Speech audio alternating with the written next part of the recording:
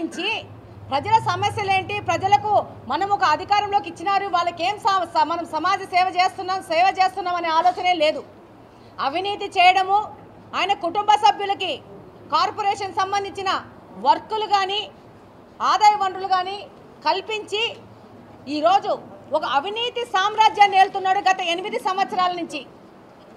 ఈ 8 సంవత్సరాల నుంచి ఎవరు ప్రశ్నించలేదని కడప మున్సిపల్ కార్పొరేషన్ని తను అక్రమ మార్గంలో రాసి పెట్టుకున్నాను, రిజిస్ట్రేషన్ చేయించేసుకున్నాను, నా ఇష్టం వచ్చినట్టు ఈ కార్పొరేషన్లో చేయొచ్చనే విధానంగా ఆయన వెళ్తున్నాడు.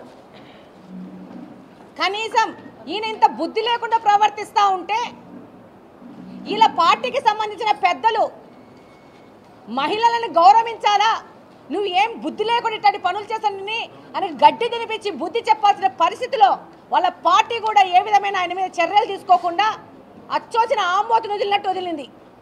ఈరోజు మహిళల మీద దాడి చేస్తూ అదే మహిళల్ని సపోర్టు తీసుకొని వాళ్ళకి ఏమేమి లాభాపేక్షలు చెప్పినాడో మనకు తెలియదు. వాళ్ళకే మెజారిటీ ఉంది, వాళ్ళే ఎక్కి మాకు ప్రొటెక్షన్ కావాలని అనడము, వాళ్ళే నినాదాలు చేయడము, వాళ్ళే పోడియం ఎక్కడము, వాళ్ళే రచ్చ చేయడము.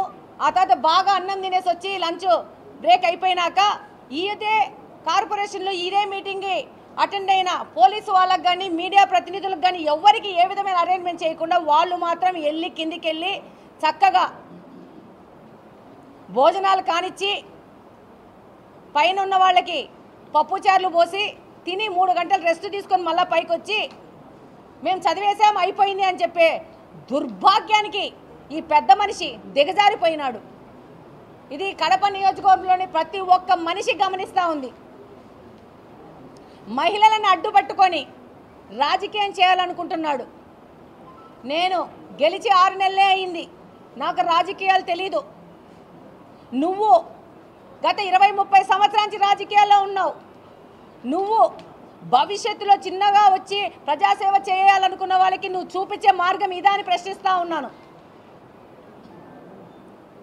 అసలు కడపలో అవినీతి చేసి పెట్టేశాడు మొత్తంగా. ఈరోజు మీరు గమనిస్తే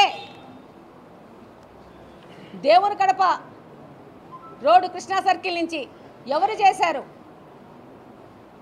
ఈ యొక్క పెద్ద మనిషికి సంబంధించిన వ్యక్తి కాదా? ఢిల్లీ పబ్లిక్ స్కూల్ దగ్గర రోడ్డు ఈ పెద్ద మనిషికి సంబంధించిన వ్యక్తే, ఈయన కుటుంబ సభ్యుడే చేసి ఈరోజు ఆల్రెడీ 2 నెలలే అయింది ఆ రోడ్డు ఓపెన్ అయ్యి, ఆల్రెడీ క్రాక్స్ వచ్చి నాణ్యత లేని వర్క్ చేశాడు. దాని మీద చర్యల గురించి మాట్లాడుతున్నాడా?